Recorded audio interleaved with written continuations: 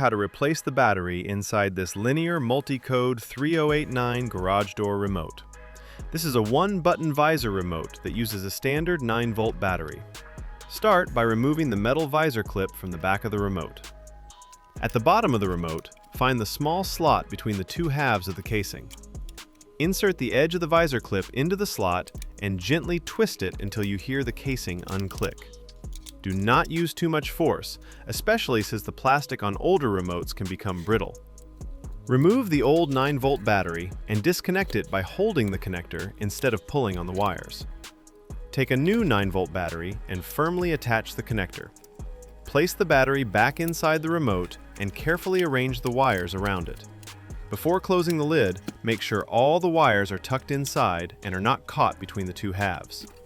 Press the casing together until you hear it click securely into place. Finally, slide the visor clip back onto the remote. That's it. Thanks for watching.